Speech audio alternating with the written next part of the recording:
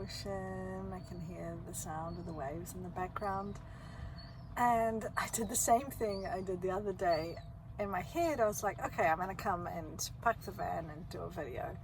And I drove past the entrance to the parking space.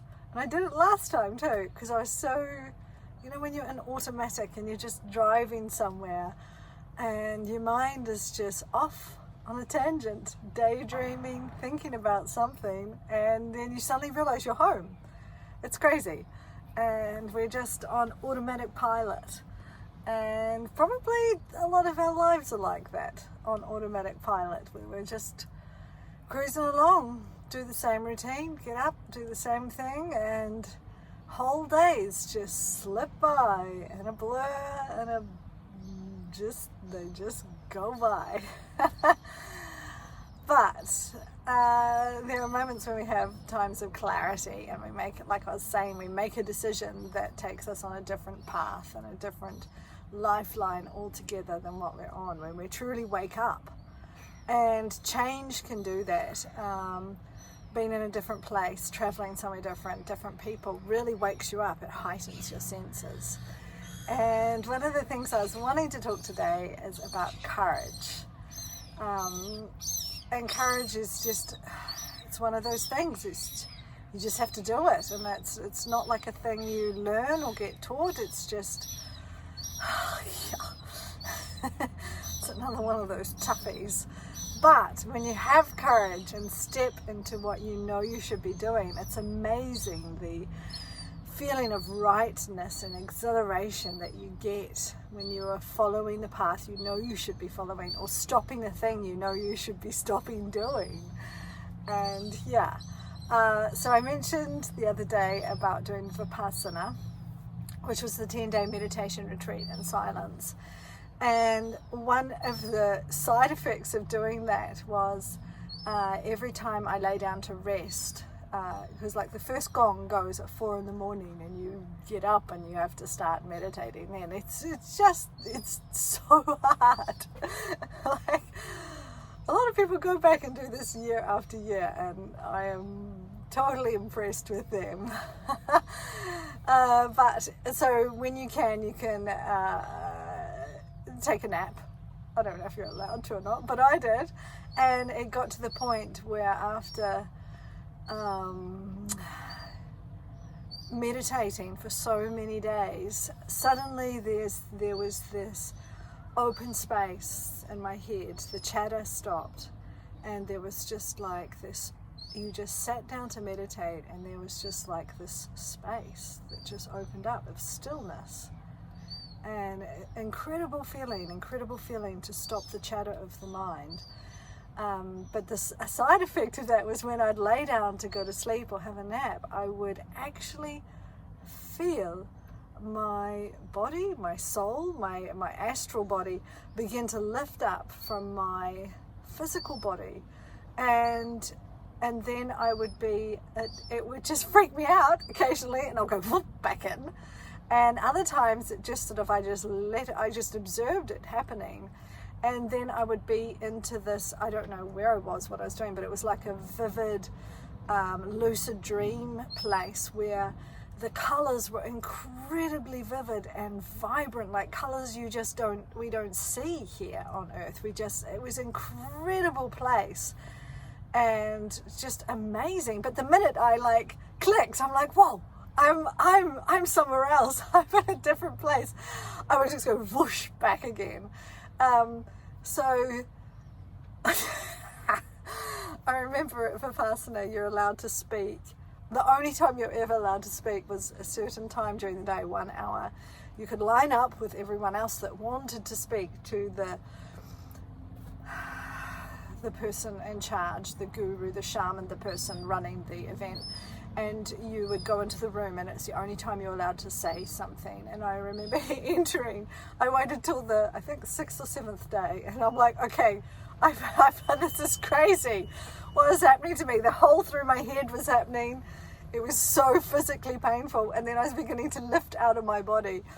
And so I went and sat down, and I told her, and she just sat there quietly, and she said, It is not about the sensations. Ignore the sensations. It's not about the sensations. And I was just like, I know it's not about the sensations, but I can't help the sensations are happening.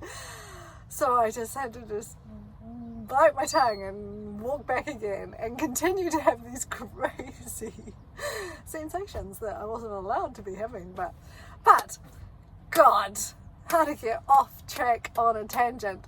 One of the side effects of that is when I left Vipassana and finally caught up with my eldest son, who was on a boat with 6 hippies on a boat, decided to sail across to Vanuatu from New Zealand. So he was out of touch for a few months. He was the one who kindly suggested and encouraged me to do Vipassana. It would be so good for you, Mum. It would change your life. And yes, it was good. It would change my life. But I remember thinking afterwards, I said to my daughter, if I even suggest that I'd like to do Vipassana again, just remind me that I do not want to do it. It's a bit like having a baby and giving birth. You know, straight after your birth, you're like, nah, not doing this one again. Until the moment when you're pregnant again, and then the first labor pain happens and you're like, oh no, I remember this. I remember why I didn't want it to happen again. And it's the same thing. And yet now I'm like, actually I could probably do Vipassana again. I've grown a lot, I've changed a lot. But yeah, where was I? Okay, oldest son who suggested it was a great idea. So he finally got onto some land somewhere and made his way back to New Zealand eventually. I think he went to India in the middle. And I said to him, and I had him up, and by this stage I was separated from my husband and living alone pretty much. My daughter was coming and going. And I said to him, okay, this crazy shit happened when I was doing Vipassana. I want to explore this more. I want to explore the world of psychedelics and plant medicine because I want to bypass doing 10 days of meditation to get to the out of body state. I know, really bad. I should just, do meditation. And so he was like, sweet, Mum, I'm going to be your drug dealer for a year and we're going to do some plant medicine and some journeys. And yeah, crazy. Because as a side note, I grew up in a very strict Christian upbringing. The guy just walked past. I could tell he was listening. Sorry, mate. And very strict Christian upbringing, and where I was such a good girl. Oh my God, I was a good girl. And I didn't do any drugs, I didn't smoke, I didn't drink, I just was so good. I waited till I got married to have sex, and yeah, so I never did all that experimentation. And then suddenly I was like, actually I want to explore this world, but I want to explore it consciously. I want to have ceremony, I want to do some plant medicine, I want to begin to understand this other reality that I got a glimpse of when I was doing Vipassana. And I'd had a glimpse of it before because I'd always been fascinated by lucid dreaming, and yet I'd had a few experiences when lucid dreaming where it was so real in the dream that I suddenly had this fear that I'd never be able to get back to this reality, because that world felt more real than this world. So God, rambling on. So the culmination of that was I'd started reading stuff and listening to stuff about people who had done plant medicine and journeys using psychedelics, and watched some stuff about ayahuasca. And ayahuasca is one of the strongest plant medicines you can do, and in the Amazon, I think it's where it originates, and you do it with shamans, and it's the craziest shit ever. And so I sort of thought, and Daniel and I, my oldest son, talked about it once, and I said, actually, yeah, I think I want to give that a go. And so I just left it and let it sit there. And I don't know, 6 months later, he was in California working on a weed farm, and he rang up and he said, I've met this amazing couple, Mum. They are just amazing, and they are so full of love and so open and light. And he said, and I was talking to them, and they live normally in a place in Peru, northern Peru, called Teremitica, and they hold ayahuasca ceremonies, and they are going to be having their last ever ayahuasca ceremonies in May, and their last one is scheduled for May the 31st. And he rang me and he goes, and that's your birthday, so that's a sign, and we're supposed to be going. So I'm like, okay, let's do it. And so when he came back to New Zealand, we went online to book, and it's only a certain amount of spaces because they only do it in a small group of people, and it was full. So he messaged this couple that he'd met in California and said, hey, my mum and I are actually wanting to come and do it, and let us know if there's any cancellations. And they messaged back and they said, yeah, we've had 2 spots come up, why don't you guys come? And so that is the beginning of another whole journey. Another whole thing, which is going to be the beginning of my talking about courage. I will leave that for another time because I have rabbited on and on. But one thing I must say with taking other plant medicines like cactus and mushrooms and LSD, that for me, my life, because of my childhood, which was not a good place, it was not a safe space for me. It wasn't a place with love or anything like that. It was a place about rules, judgment, shame, guilt, and I never could live up to whatever thing there was. So as an adult, the older I got, I needed to control my world to feel safe.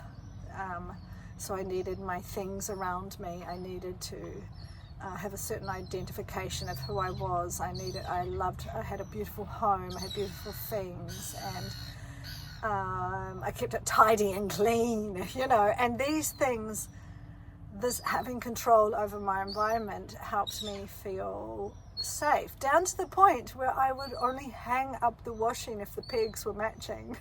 God! And I quickly learned, if you're going to explore the world of plant medicine and going on journeys and psychedelics, you have to let go of control. You have to be willing to die. You have to be willing to let go. And because if you try to be in control on a journey, it becomes very, very gnarly. And not a pleasant place to be. And the quicker you learn and remember, okay, I've got to trust, I've got to let go, I've got to accept that my soul knows where it's going in this journey, and that